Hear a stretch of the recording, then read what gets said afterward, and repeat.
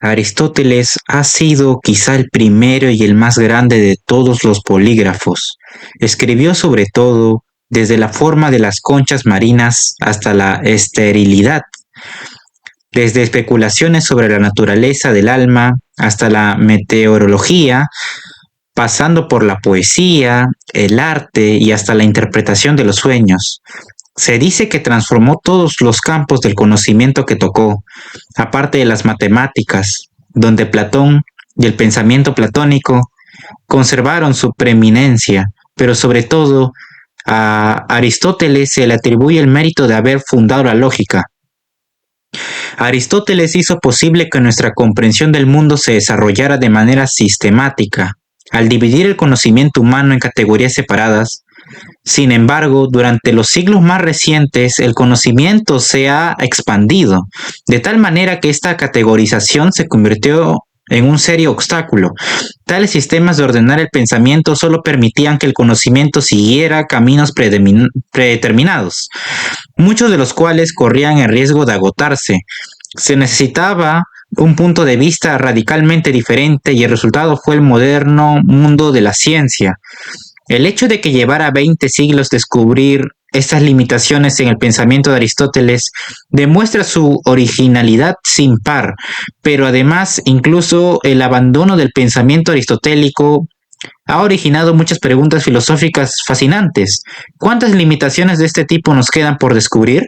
¿Qué peligro suponen estas imperfecciones para nuestra manera de pensar? ¿Y qué es exactamente lo que ellas impiden que conozcamos? Hay una estatua moderna de Aristóteles, pobremente inspirada, en un promontorio que domina la ciudad de Estágira, en el norte de Grecia. Su rostro inexpresivo dirige una fija mirada sobre las encrespadas colinas boscosas hacia el Egeo azul. La forma prístina de Aristóteles en mármol blanco, casi luminiscente a la brillante luz solar, lleva sandalias y una toga de colleté y soporta un pergamino ligeramente astillado en su mano izquierda. Se dice que esta lesión fue producida por un profesor de filosofía argentino a la casa de souvenirs. Grabadas en el plinto, en griego, están las palabras Aristóteles el Estagirita. Aristóteles nació en Estágira en el 384 a.C. 384 a.C. Pero a pesar de la estatua, no vino al mundo en el moderno pueblo de Estágira. Según la guía, el acontecimiento tuvo lugar en la antigua Estágira cercana, cuyas ruinas todavía visibles me pude percatar de visitar después de mi decepcionante encuentro con la estatua. Mediante figuras, imágenes, las ruinas estaban un poco más abajo siguiendo el camino. Según me dijo un bedel que recorría el trayecto de la escuela a su casa, a la vez que me indicaba, con un movimiento de chubasquero negro, la carretera hacia la costa. Después de una sofocante caminata de 1 hora por la larga y sinuosa carretera, con truenos retumbando entre las colinas rocosas ominosamente sobre mi cabeza, alguien me llevó finalmente en su coche hasta Stratoni, una misteriosa combinación de lugar marítimo de veraneo y poblado minero. La antigua Estágira quedaba algo apartada de la vieja carretera, un poco más al norte, me dijo un carpintero que estaba reparando un café cerrado, frente a la playa vacía. Pocos coches pasan por esta carretera en octubre, como pronto descubrí, y las tormentas de otoño, cuando finalmente se desatan, pueden ser muy fuertes en esta región. Me refugié durante 1 hora debajo de un estrecho retallo en la roca, mientras una lluvia torrencial corría por las pendientes desnudas, sin señales de ruinas o vehículos visibles en la oscuridad centelleante que me rodeaba. Empapado hasta los huesos, maldecía la estatua que me había dirigido hacia la Estágira equivocada. No era sino un fraude. El moderno pueblo de Estágira no merecía de ninguna manera ser conocido como la cuna de Aristóteles. Por la misma regla de 3, podrían haber erigido una estatua de Juana de Arco en Nueva Orleans. Aristóteles nació en la antigua Estágira, en la Macedonia griega, en el 384 a.C., en el siglo IV a.C. Los antiguos griegos consideraban Macedonia de manera muy similar a como los franceses de hoy tienden a estimar Gran Bretaña y Norteamérica. aunque Estágira no quedaba fuera de los confines de la civilización, puesto que era una pequeña colonia griega fundada por la isla de Andros en el Egeo. El padre de Aristóteles, Nicómaco, había sido médico personal de Amintas, rey de Macedonia, y abuelo de Alejandro Magno. De resultas de esta relación, que se había convertido en amistad, parece que el padre de Aristóteles llegó a hacerse rico adquiriendo propiedades alrededor de Estágira y en otros puntos de Grecia. El joven Aristóteles fue criado en una atmósfera de saberes médicos, pero su padre murió cuando él era todavía un muchacho. Y Aristóteles fue entonces llevado a Tarneo, una ciudad griega en la costa de Asia Menor, donde su primo Próxeno se hizo cargo de su educación. Al igual que muchos herederos, Aristóteles se puso enseguida a gastar todo el dinero recibido. Una leyenda dice que lo fundió todo en vino, mujeres y fiestas, y que se arruinó de tal modo que tuvo que alistarse por un tiempo en el ejército, después de lo cual regresó a Estágira para dedicarse a la medicina. Más tarde, a la edad de 30 años, lo dejó todo y se fue a Atenas para estudiar en la academia con Platón, donde permaneció 8 años. Hagiógrafos medievales posteriores, decididos a santificar a Aristóteles, ignoraron o vilipendiaron estas impensables calumnias, pero no podía faltar otra leyenda, más aburrida pero también más verosímil, sobre la juventud de Aristóteles, según la cual ingresó directamente en la academia a los 17 años, aunque algunas de las fuentes de esta historia aluden también a un breve interludio de vino y mujeres, como buen señorito Calavera. En todo caso, Aristóteles se asentó temprano en la academia para un periodo de intenso estudio y se hizo notar rápidamente como la mente más brillante de su generación. Empezó como estudiante, pero fue pronto invitado al círculo de colegas de Platón. Parece ser que al comienzo Aristóteles veneraba a Platón. Ciertamente, absorbió toda la doctrina platónica enseñada en la academia y su propia filosofía habría de estar firmemente afincada en sus principios. Pero Aristóteles era demasiado brillante para ser un simple seguidor de nadie, ni siquiera de Platón.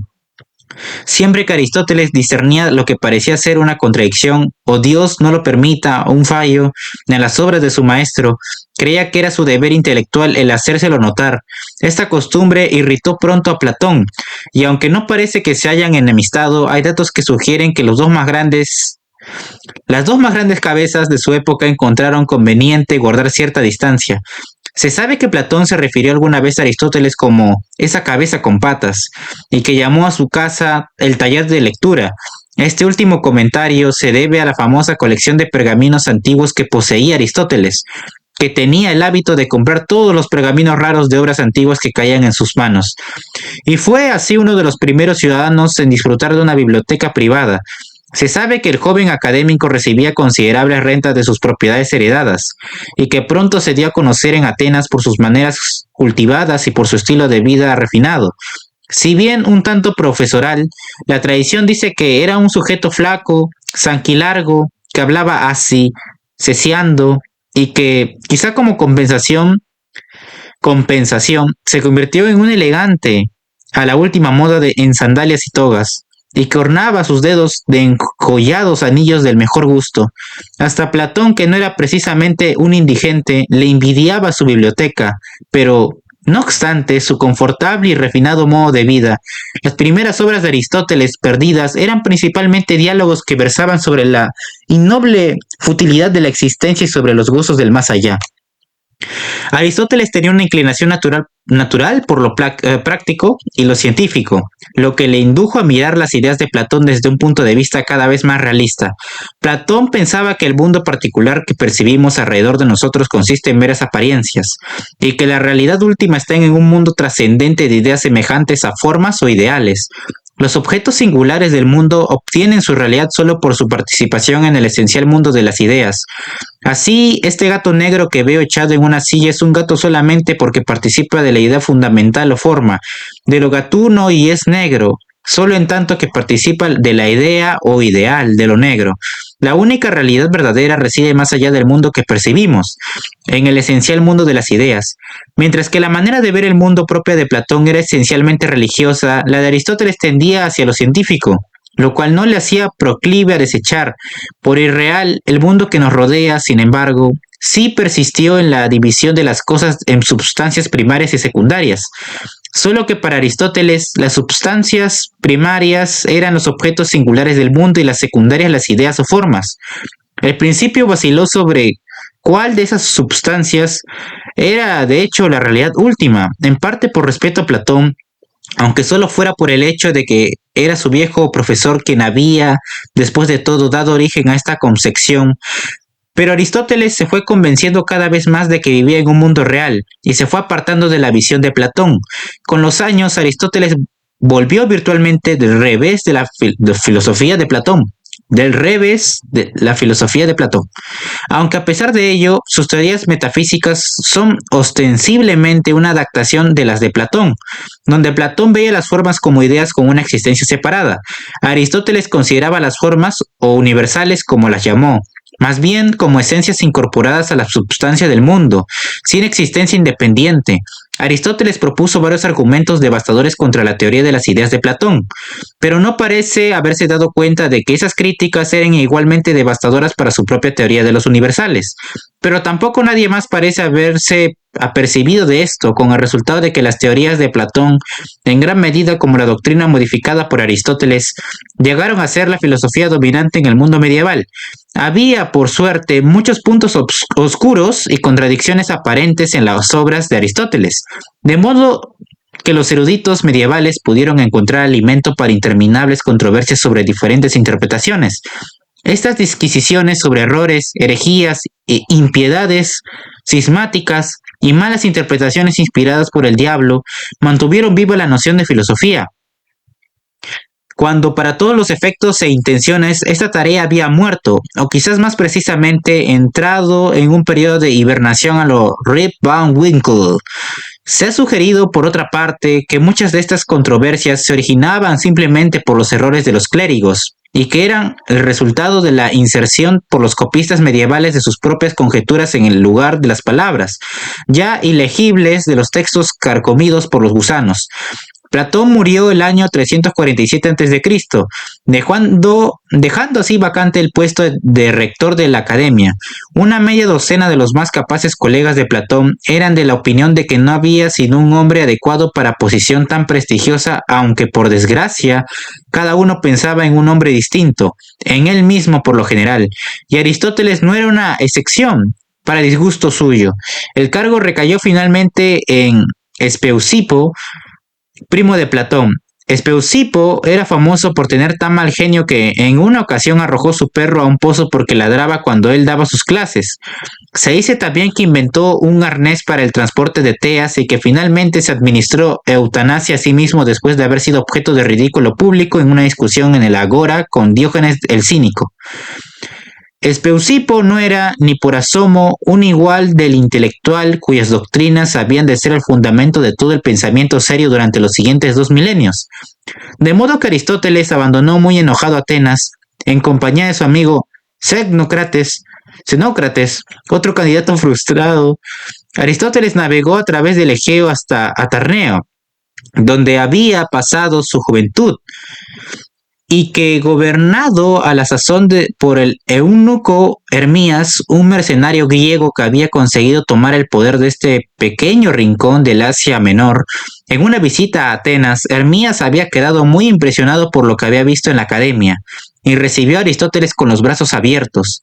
Hermías estaba decidido a hacer de Atarneo un centro de la cultura griega, y Aristóteles se dispuso a aconsejarle sobre los mejores medios para conseguirlo.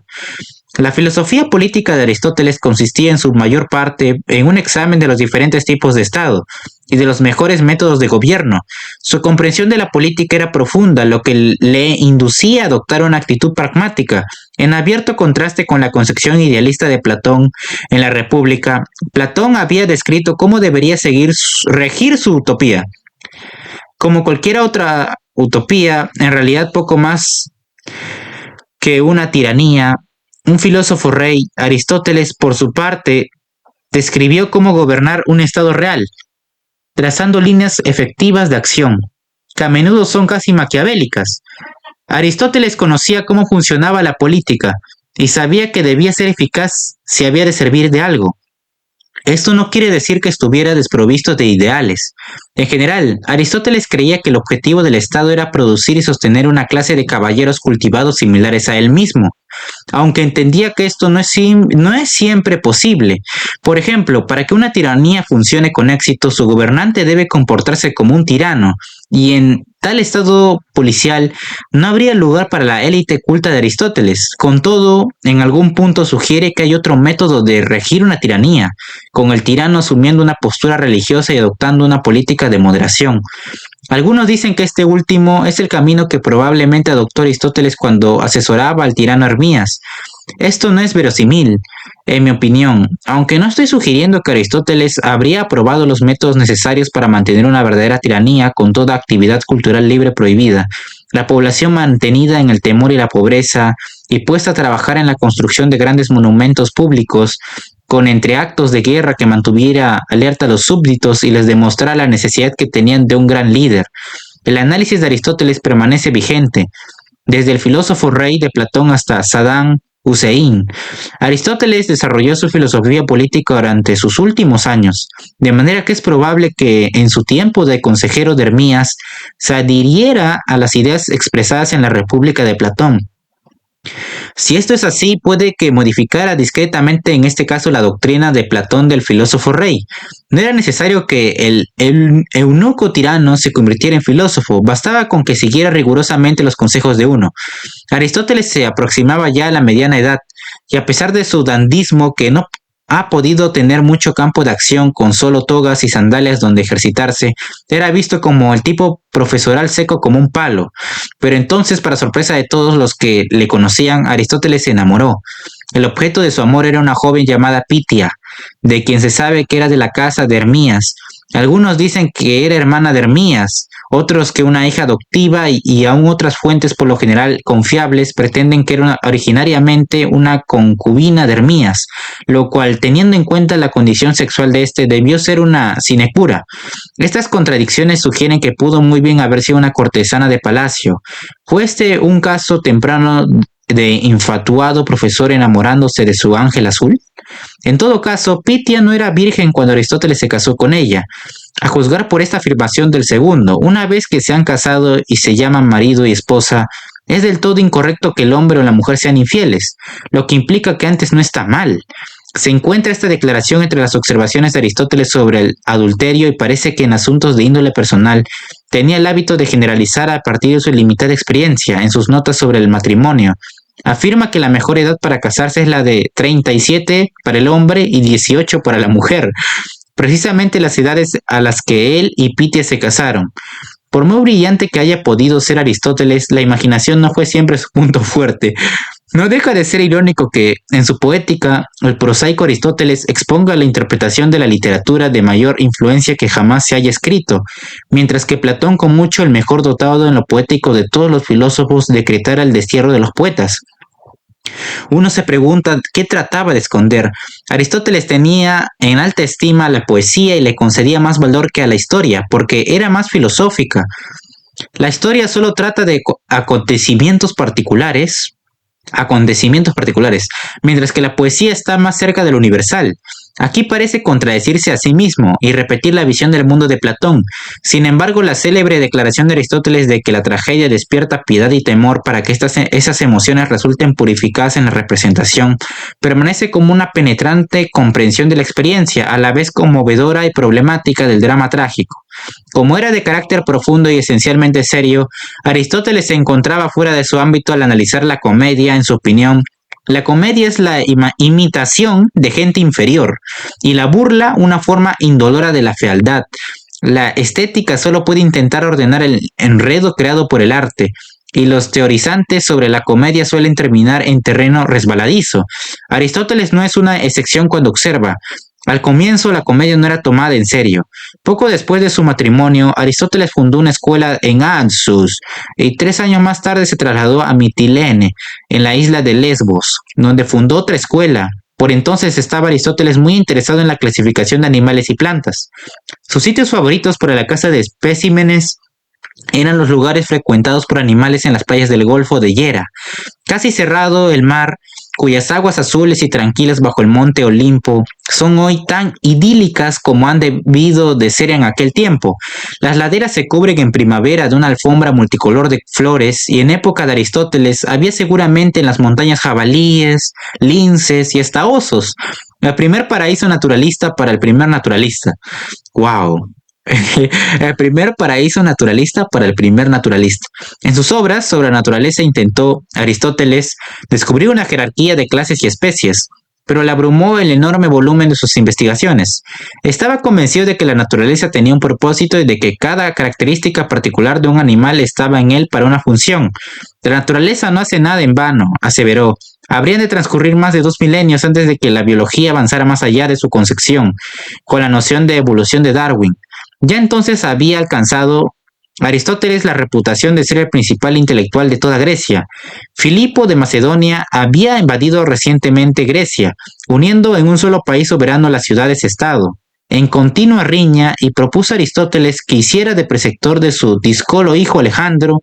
Como el padre de Aristóteles había sido médico personal y amigo del padre de Filipo, Aristóteles era considerado como uno más de la familia. Así que se sintió obligado a aceptar la oferta real y emprendió de mala gana el viaje a Pella, la capital de Macedonia.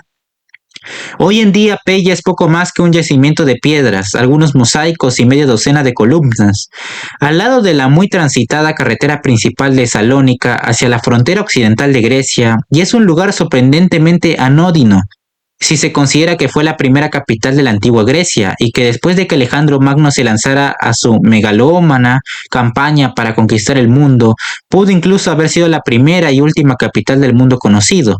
Allí en el 343 a.C., una de las mentes más brillantes de la humanidad se dispuso a tratar de educar a uno de los más grandes megalómanos de la historia de la humanidad.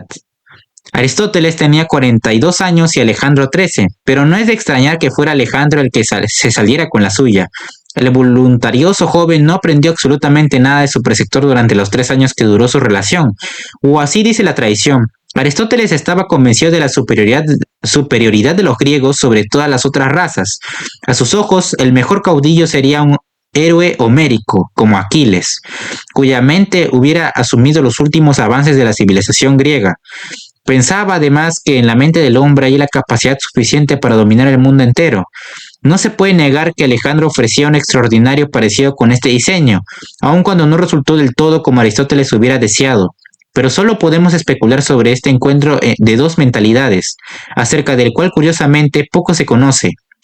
Lo que sí se conoce es que, en pago de sus servicios, Aristóteles pidió a Filipo que reconstruyera su lugar de nacimiento, Estágira, que había sido accidentalmente reducida a escombros durante una de las campañas recientes de Filipo en la península calcídica. Hay también evidencia de que Alejandro, durante su gran expedición de conquista, envió una selección de plantas desconocidas y un zoo de animales exóticos para que su antiguo preceptor los clasificara. El saber popular sobre horticultura tiene por cierto que así llegaron los primeros rododendros a Europa. Si esto es verdad, Aristóteles debe haber clasificado mal la especie. Rododendro significa rosal en griego antiguo. Filipo de Macedonia fue asesinado el 336 a.C. y ascendió al trono su hijo Alejandro. A la edad de 16 años, después de ejecutar rápidamente a todos los otros posibles pretendientes y de emprender unas cuantas campañas preliminares de Blitzkrieg en Macedonia, Albania, hacia Bulgaria y más allá del Danubio, por el norte y por el sur a través de Grecia, reduciendo Tebas a ruinas humeantes en Rhodes, Alejandro se lanzó a su campaña hacia la conquista del mundo conocido. Esto incluía en la práctica el norte de África, Asia hasta Tashkent y el norte de la India. Por suerte, las lecciones de geografía de Aristóteles no habían mencionado China, cuya existencia era desconocida en Occidente en ese tiempo. Ahora que Alejandro tenía otras cosas en que ocupar su mente, no de ella requería la presencia de Aristóteles, de modo que se le permitió regresar a su casa de Estágira. Pero antes de dejar Pella, Aristóteles recomendó a Alejandro a su primo Calístenes para el empleo del intelectual de la corte. Este acto de generosidad pudo resultarle fatal. Calístenes era algo bocazas y Aristóteles antes de partir le aconsejó que no hablara demasiado en la corte. Calístenes acompañó como historiador oficial a Alejandro en su campaña de vencedor del mundo. Cuando se abrían camino batallando a través de Persia, parece que las habladurías de Calístenes le hicieron caer en la acusación de traición, con lo que Alejandro le encerró en una jaula portátil. Según Calístenes, se arrastraba en su jaula al lado del ejército. Su cuerpo se iba llenando de llagas e insectos, hasta que finalmente Alejandro sintió tanto asco al verlo que lo arrojó a los leones. Como todos los megalómanos triunfadores, Alejandro tenía su lado paranoide. Culpó a Aristóteles de la traición de Calístenes. Se dice que Alejandro estuvo a punto de firmar la sentencia de muerte a Aristóteles, pero al fin se olvidó de todo esto y en su lugar se dispuso a conquistar la India.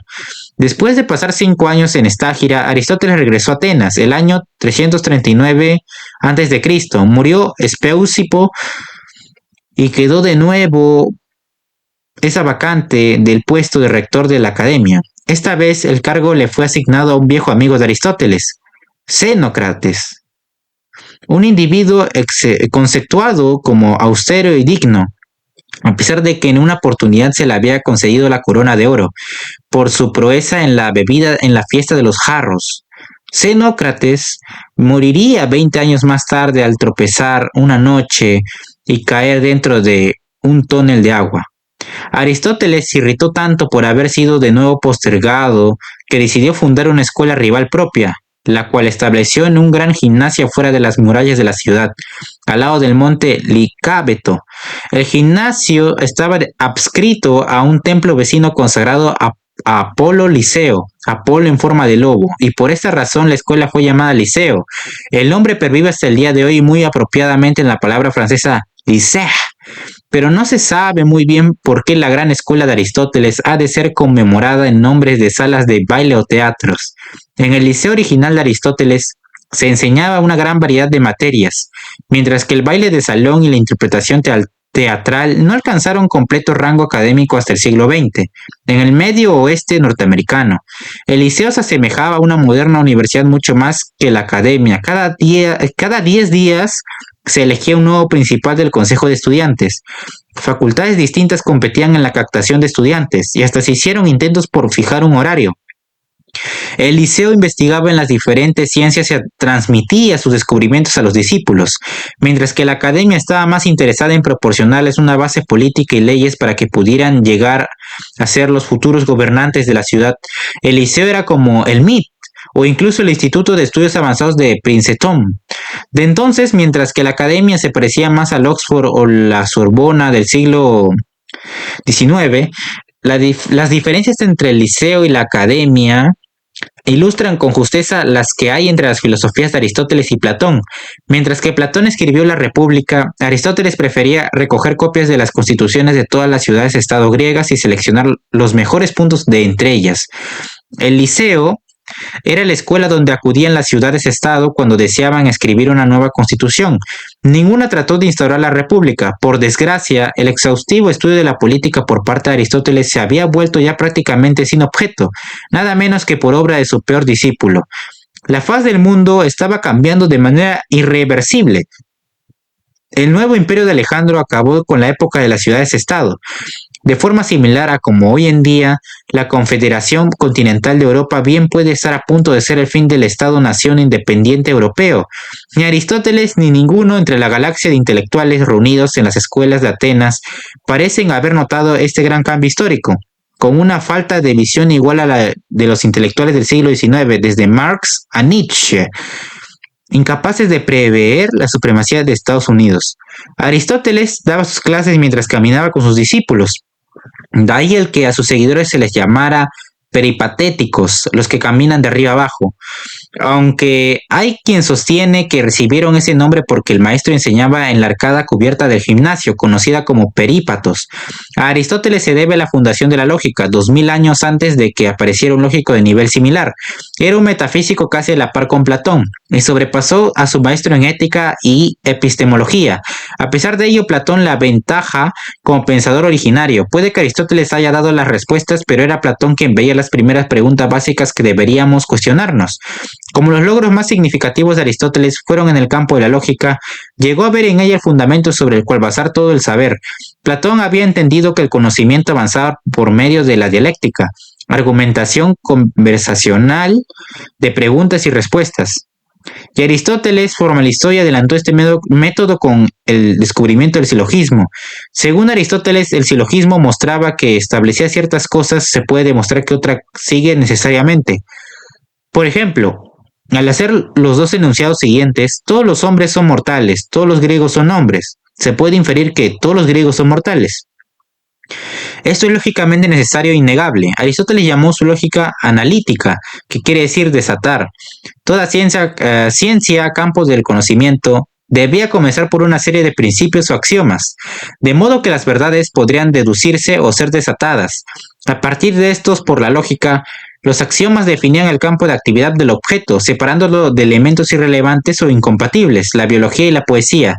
Por ejemplo, partían de premisas mutuamente excluyentes, así las bestias mitológicas no formaban parte de la biología y esta no tenía que escribirse de forma de poema. Tal visión lógica liberó campos enteros del conocimiento, proporcionándoles el potencial para descubrir nuevas verdades. Habían de pasar 2000 años antes de que estas definiciones se convirtieran en una camisa de fuerza que restringía el desarrollo del conocimiento humano. El pensamiento de Aristóteles fue la filosofía durante muchos siglos. Se la consideró en la Edad Media como el Evangelio, impidiendo así posteriores desarrollos. El pensamiento de Aristóteles construyó el edificio intelectual del mundo medieval, aunque no fue culpa suya que finalmente se convirtiera en una prisión. El propio Aristóteles no habría permitido esto. Sus obras están sembradas de las inconsistencias propias de una mente en desarrollo, continuamente en cuestión. Prefería investigar cómo funciona el mundo realmente antes que especular sobre su naturaleza. Hasta sus errores ofrecen a menudo una visión poética. La rabia es el hervor de la sangre alrededor del corazón. El sol hace los ojos azules, a la manera verdaderamente griega. La educación era para él el camino hacia adelante de la humanidad. En la creencia de que un hombre educado se distinguía del que no lo era, tanto como un vivo de un muerto, pero su comprensión de la importancia de la educación no era la de un optimista superficial, es un adorno de la prosperidad y un refugio en la adversidad. Es posible que terminara pareciendo un poco pedante, si bien da muestras de haber conocido su porción de sufrimiento. Fue profesor toda su vida y nunca buscó un empleo oficial, y sin embargo ningún hombre en toda la historia de la humanidad ha producido un efecto tan duradero sobre el mundo, y probablemente seguirá siendo esto así hasta la llegada del maligno personaje que presiona el botón nuclear. En esto tenemos suerte, pues Aristóteles parece haber sido un hombre bueno. Creyó que la finalidad de la humanidad era la búsqueda de la felicidad, que definió como la realización de lo mejor de lo que somos capaces. ¿Pero qué es eso mejor? Según Aristóteles, la razón es la más alta facultad del hombre, por lo tanto, el mejor y el más feliz de los hombres emplea el mayor tiempo posible en la actividad más pura de la razón, que es el pensar teorético. Es esta una visión profesoral bastante inocente de la felicidad, el hedonismo como una búsqueda puramente teorética. Pocos en el mundo real suscribirían esta opinión. Se le podría replicar que el discípulo de Aristóteles, Alejandro, buscó la realización de lo mejor de que era capaz, infligiendo en el proceso sufrimientos y muertes a miles y miles de hombres. Pero también se podría argumentar que Aristóteles intentó poner un límite a tales excesos con su famosa doctrina del justo medio.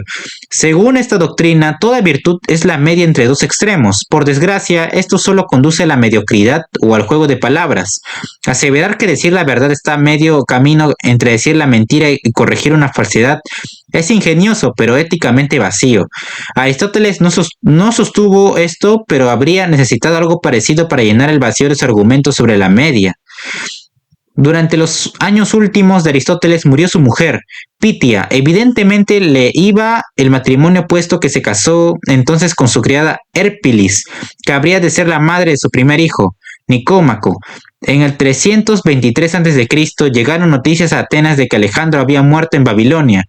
Al final de un prolongado asalto a la bebida con sus generales, los atenienses siempre habían sobrellevado mal la dominación de los primitivos macedonios y dieron rienda suelta a sus sentimientos a la muerte de Alejandro.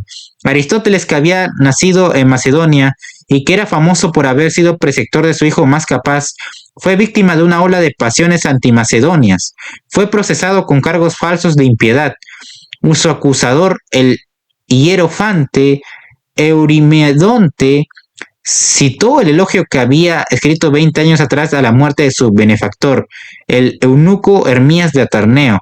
El populacho reclamaba víctimas y Aristóteles habría sido con seguridad condenado a muerte, pero no estaba hecho de la misma pasta que Sócrates, y no sentía inclinación por el martirio, así que prudentemente se escapó de la ciudad para evitar que Atenas pecara dos veces contra la filosofía. No fue esta, sin embargo, una decisión fácil, puesto que implicaba abandonar su amado liceo para siempre. Privado de su biblioteca y del acceso a sus archivos personales, el avejentado profesor se retiró a una propiedad en Calcis que había heredado de su padre. Esta ciudad está situada a unos 45 kilómetros al norte de Atenas, en la larga isla de Eubea, en el punto en que un estrecho canal la separa de tierra firme. Las aguas de este canal presentan un fenómeno inexplicado. A pesar de que el Egeo es un mar prácticamente sin mareas, una corriente rápida corre a lo largo del canal y cambia de dirección, por ninguna razón conocida, hasta una docena de veces al día. Un persistente mito local dice que Aristóteles pasó muchos días torturando su mente en busca de una explicación del fenómeno, y que al verse por primera vez en su vida derrotado, saltó al agua y se ahogó. Otras fuentes más confiables registran que Aristóteles murió el 322 a.C., a la edad de 63 años. Un año después de su llegada a Calcis, se dice que murió de una enfermedad del estómago, aunque hay quien pretende que se suicidó con un extracto venenoso sacado del acónito. El acónito se usaba a veces como medicina, lo cual me sugiere más que el suicidio una sobredosis accidental o bien eutanasia autoadministrada, aunque es muy posible que su amarga frustración por la pérdida del Liceo le perturbara hasta el punto de considerar que la vida no merecía la pena. El testamento de Aristóteles comienza con las inmortales palabras: todo irá bien, pero en caso de que algo sucediera, prosigue dando instrucciones para el cuidado de sus hijos y concediendo la libertad a sus esclavos. Informa entonces a su albacea de que si Hérpilis desea casarse otra vez, debería ser dada a alguien no indigno. El autor de este documento revela cómo un hombre prosaico, decente, en ningún modo pervertido por ser el vehículo de un genio supremo, termina su testamento con la petición de que se destine parte del dinero que lega a erigir sendas estatuas de Zeus y Atenas de tamaño natural en Estágira. No descubrí ningún rastro de tales estatuas cuando por fin llegué, durante la cola de una tormenta aquella aciaga tarde, a las piedras dispersas, lavadas por la lluvia de la antigua Estágira, cuando vagaba sin rumbo por aquellas colinas dejadas de la mano de Dios. Me sorprendí recordando las ideas de Aristóteles acerca de la naturaleza de la comedia, según las cuales lo ridículo no es más que una forma indolora de fealdad. Entumecido de frío, no era yo una bella visión, me di cuenta de cuánto hay todavía de aprovechable en el pensamiento de Aristóteles, al menos en lo que a lo ridículo se refiere. Al verse obligado a huir de Atenas, el 323 a.C., Aristóteles dejó el Liceo a cargo de Teofrasto. Según algún escrito de la época, Teofrasto se había enamorado del hijo de Aristóteles, que había sido discípulo suyo, pero Aristóteles no pensó al parecer que este antiguo riesgo ocupacional descalificaba a su sucesor. Teofrasto preservó la continuidad del liceo después de la partida de su fundador, y la escuela peripatética de filósofos hizo pronto honor a su nombre, desperdigándose por todo el mundo clásico y expandiendo la filosofía de Aristóteles por doquier. Sin embargo, hubieron de transcurrir 3 siglos antes de que sus obras fueran recopiladas en la forma en que hoy las conocemos. El opus de Aristóteles puede dividirse en 2 grupos: lo que escribió para su publicación y las notas de clase en el liceo, cuya publicación no estaba prevista. El primer grupo se ha perdido sin remedio, de modo que las únicas obras de Aristóteles que han llegado hasta nosotros son las del segundo grupo, que originalmente estaban en forma fragmentada en cientos de rollos. Fueron organizadas en libros distintos por Andrónico de Rodas, el último director del liceo. A Andrónico debemos que la palabra metafísica sirviera de título a un grupo de las obras de Aristóteles. Esas no tenían título originalmente, y simplemente estaban situadas después de los trabajos sobre física. Así que Andrónico las llamó sin complicarse mucho después de la física, que en griego antiguo se dice metafísica. Las obras de esta sección consistían en los tratados de Aristóteles sobre ontología y la naturaleza última de las cosas, y estos temas fueron pronto identificados con la etiqueta que se había puesto al conjunto, metafísica, de manera que esta palabra, que a lo largo de los siglos ha llegado a ser sinónimo de la propia filosofía, no tenía originalmente nada que ver con la filosofía de que se ocupaba. Al igual que la propia filosofía, comenzó con un error, y así ha continuado floreciendo siempre desde entonces. Durante la época clásica, Aristóteles no era tenido por uno de los grandes filósofos griegos, a la par de Sócrates o Platón. En tiempo de Roma se le consideraba un gran lógico, pero el resto de su filosofía resultó eclipsado por o absorbido en el neoplatonismo en evolución, que a su vez fue absorbido en su mayor parte con el transcurso de los siglos por el cristianismo. Los pensadores cristianos se apercibieron de la utilidad de la lógica aristotélica, y así fue como Aristóteles pasó a ser la autoridad suprema para el método filosófico. La lógica aristotélica fue la base de todo debate teológico coherente a lo largo de la Edad Media. Jóvenes y prometedores intelectuales monásticos se dedicaban a hacer filigranas con los razonamientos lógicos, y las mentes más brillantes usaban esta pericia en la casa de herejías. La intachable teológicamente lógica de Aristóteles se hizo parte del canon cristiano. Es paralelo con el desarrollo en la Europa cristiana del pensamiento de Aristóteles, ocurrió otro desarrollo no menos importante en Oriente, que había de ejercer honda influencia en la Europa medieval. El corpus de la obra de Aristóteles permaneció perdido por el mundo occidental. Bueno, para el mundo occidental, durante los tempranos siglos del primer milenio después de Cristo. Solo los sabios del Oriente Medio continuaban estudiando toda su filosofía. El siglo VII vio el surgimiento del Islam y la consiguiente expansión árabe con la conquista del Oriente Medio y Próximo. Los intelectuales musulmanes reconocieron rápidamente los méritos de las obras de Aristóteles, no viendo en ellas conflicto con su fe religiosa, y se pusieron a interpretarlas para sus propios fines. Las enseñanzas de Aristóteles fueron absorbidas hasta el punto de que casi toda la filosofía musulmana se derivaba de interpretaciones de su pensamiento. Los árabes fueron los primeros en entender que Aristóteles era uno de los grandes filósofos, mientras que el mundo occidental se hundía en la Alta Edad Media. El mundo islámico continuaba desarrollándose intelectualmente. Un índice de esta rica herencia son las palabras que hemos tomado de los árabes, tales como álgebra, alcohol y alquimia, así como todo nuestro sistema de numeración. Dos grandes sabios musulmanes se dedicaron a desarrollar la filosofía de Aristóteles: Abu Ali al-Husayn ibn Ahmad Ayyah bin Sanah, más conocido por suerte como Avicena. Nació en Persia a finales del siglo X. Avicena fue uno de los más grandes filósofos científicos del mundo musulmán. Sus voluminosas obras de medicina se cuentan entre las mejores jamás escritas, y representaron nobles intentos de liberar la medicina de la charlatanería de las que no había podido desembarazarse aún del todo. Intentó una tarea similar con las obras de Aristóteles, observó varios problemas que Aristóteles había pasado por alto e incluso les dio las soluciones que el mismo Aristóteles habría dado de haberlos notado. Sus intentos por hacer más sistemático el pensamiento de Aristóteles son magistrales y ata muchos cabos sueltos. Si bien por desgracia cerraba opciones que Aristóteles había deseado dejar abiertas, Aristóteles sabía que no podía saberlo todo. Avicena pensaba de otro modo. El otro gran comentarista musulmán de Aristóteles fue Averroes, que vivió en la España musulmana del siglo XII y fue el médico y filósofo personal del califa de Córdoba. Averroes estaba convencido de que la filosofía, y en particular la filosofía de Aristóteles, era el camino genuino hacia la verdad. Las revelaciones de la fe eran una norma inferior de llegar a Dios. La razón era muy superior a la fe. Un día el califa preguntó a Averroes cómo habían comenzado a existir los cielos. El filósofo se vio obligado a confesar que no tenía una respuesta a esa pregunta, conducta no siempre aconsejable con un califa que paga para obtener respuestas. Por suerte, el califa respetó la honestidad de Averroes y le envió a que encontrara la respuesta en Aristóteles. Durante los 30 años siguientes, Averroes describió una corriente incesante de comentarios e interpretaciones a la obra de Aristóteles, aunque prudentemente nunca volvió con una respuesta a la pregunta original del califa. El califa mismo se había pronunciado ya sobre la materia. No obstante, Averroes sí dio algunas respuestas a Aristóteles, aduciendo incluso argumentos de Aristóteles en apoyo de su punto de vista, a menudo en contradicción con el de Aristóteles. Esta fue justamente el tipo de aproximación que sedujo a los sabios cristianos medievales, que enseguida se apercibieron de su utilidad para la persecución de herejes. Traducciones de los comentarios de Averroes sobre Aristóteles circularon por París, el gran centro del saber de la época, pero no pasó mucho tiempo sin que los averroístas, como se les llamaba, se encontraran con problemas. Si bien Aristóteles había sido aceptado por la Iglesia cristiana, estas nuevas enseñanzas basadas en él parecían sospechosamente heterodoxas. En el conflicto entre razón y fe, no se podía dudar de la supremacía de la fe. Los averroístas se enfrentaron a la perspectiva de acusación de herejía, y la única manera como pudieron defenderse fue usando razonamientos de la misma fuente que de la herejía. Esto es, los escritos de Averroes.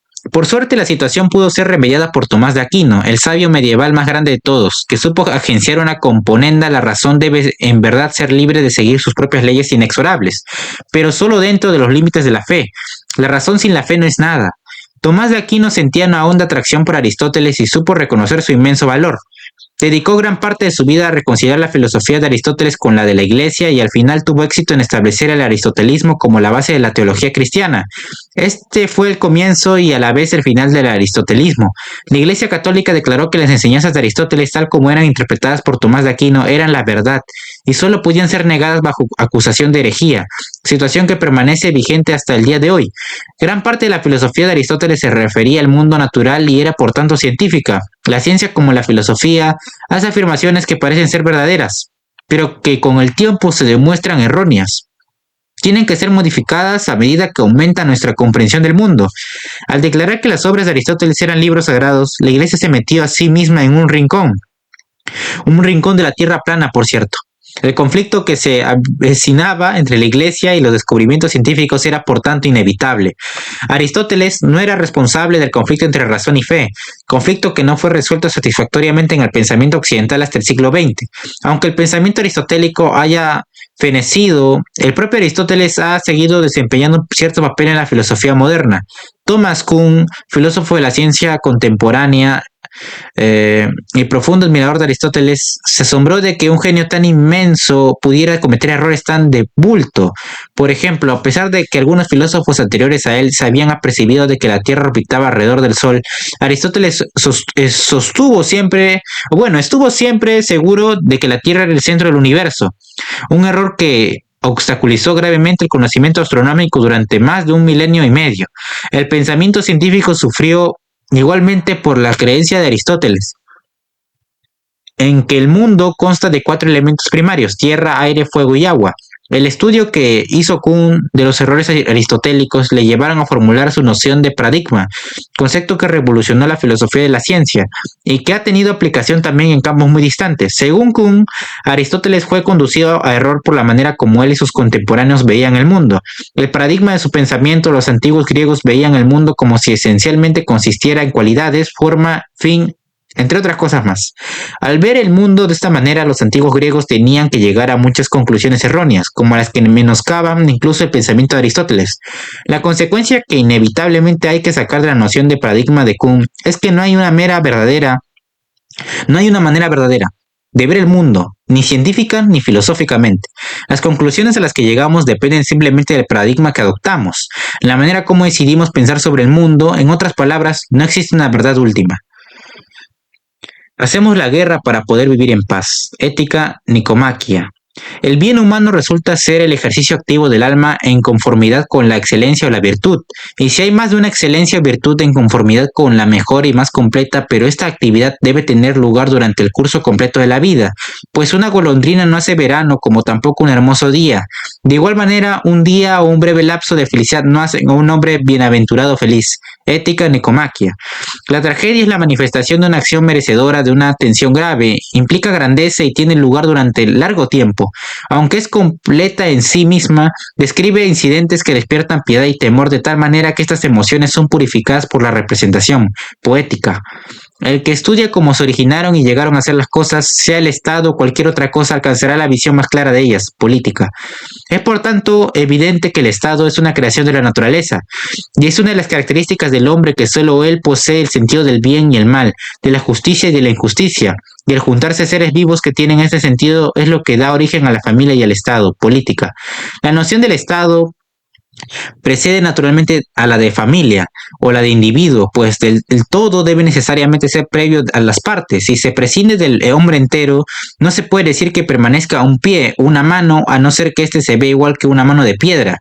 Las cosas se definen en general por los actos que realizan y pueden realizar, y tan pronto como cesan esta actividad o poder, no es ya lo mismo, solo tiene el mismo nombre. Es por tanto obvio que la ciudad precede al individuo, pues dado que un individuo es insuficiente para formar un estado perfecto, es él respecto de la ciudad, lo que la parte es respecto del todo, y aquel que no pueda vivir en sociedad o no lo necesite porque es autosuficiente, es una bestia o es un dios. Todo hombre tiene, pues, un impulso natural de asociarse con otros, y el primero que instituyó la primera sociedad civil es un servicio inmenso a la humanidad, porque el hombre que es el primero de los animales sería el último sin leyes y sin justicia. Nada es tan difícil de erradicar como la injusticia perpetrada por la fuerza, pero el hombre nace con esta fuerza, que es a la vez prudencia y valor, y que puede ser usada tanto para fines justos como injustos.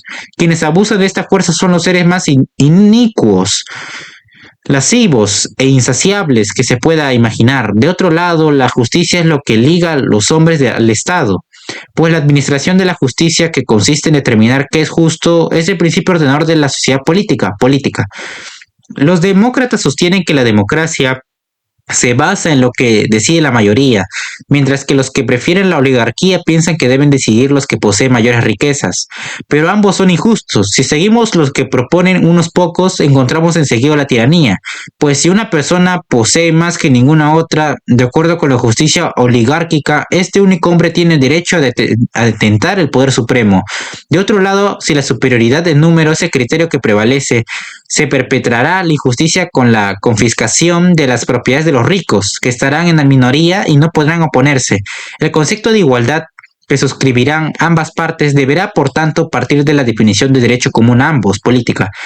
Los objetos de las matemáticas no son substancias de mayor rango que las cosas, preceden a las cosas sensibles solo lógicamente, no en el ser. Los entes matemáticos no son por sí mismos en ningún modo, pero como tampoco son en los objetos perceptibles, no pueden ser en absoluto, o bien ser de un modo especial que no implique el ser independiente, pues ser puede significar muchas cosas diferentes.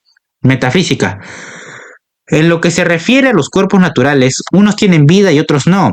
Es decir, algunos son capaces de nutrirse, crecer y decaer. Así, todo cuerpo natural viviente, que debe ser substancia, debe ser además substancia compleja, pero puesto que es cuerpo de una clase particular, esto es, tiene vida, el cuerpo no puede ser alma, un cuerpo es sujeto, no algo predicado de un sujeto, y es así, materia, el alma es, por tanto, substancia en el sentido de que la forma de un cuerpo natural que tiene vida en potencia, la substancia en este sentido exacto, de modo que el alma es el acto del cuerpo viviente, pero el acto tiene dos sentidos, similares a la posesión del conocimiento y uso del conocimiento.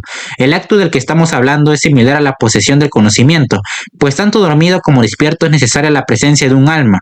Estar despierto es como usar el conocimiento, mientras que estar dormido es similar a la posesión del conocimiento sin hacer uso de él. De ánima. Es obvio que hay causas y muchas en verdad se descubren cuando se pregunta, ¿por qué sucedió esto? Esto nos retrotrae a ciertas cuestiones básicas.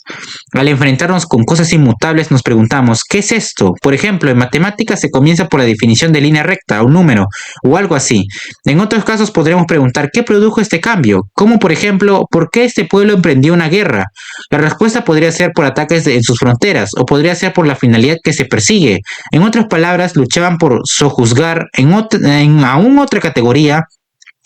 Cuando las cosas se producen, su causa es la materia. Estas son evidentemente las causas. Hay varios tipos de diferentes de causas y todo el que pretenda comprender la naturaleza debería saber cómo descubrirlas. En realidad hay 4 tipos diferentes: materia, forma, lo que produce el cambio y la finalidad, física. Así, al ser el movimiento eterno, si hay un primer motor, él también debe ser eterno, y aquí es suficiente por suponer que hay un solo motor, el primero en poner en movimiento a las cosas estáticas, y este ser eterno es el principio del movimiento de todas las demás cosas, física. Aristóteles escribió y pensó tan originalmente acerca de tantas cosas que por fuerza tenía que equivocarse en algunas. Las gentes que tienen gruesos los bordes de las ventanillas de la nariz son perezosas, como el ganado. Los de la nariz ancha en su extremo son insensibles, como los jabalíes. Por otro lado, los que tienen la nariz aguda en su extremo se enfurecen fácilmente, como los perros, mientras que si su extremo es plano y redondo, son magnánimos, como los leones. Las gentes de nariz fina son como los pájaros, pero si la nariz es ganchuda y sobresale desde la frente, tienden a ser desvergonzados como los cuervos. Fisionomía. Aristóteles hizo mucho por establecer la investigación y categorización científicas.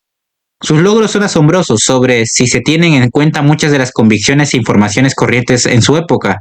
El registro algunas Se dice que en Arabia hay una especie de hiena que paraliza a su presa con su sola presencia. Si esta hiena pisa la sombra de un hombre, no solo le paraliza, sino que le atonta. Hay dos ríos en Eubea. El ganado que bebe en el llamado Cervés se vuelve blanco, y el que bebe en el Neleus negro. El río Rin corre en dirección opuesta a los otros ríos, hacia el norte, donde viven los alemanes. Sus aguas son navegables en verano, pero en el invierno están heladas, de tal modo que la gente puede caminar sobre él como en tierra. Cosas maravillosas que se cuentan.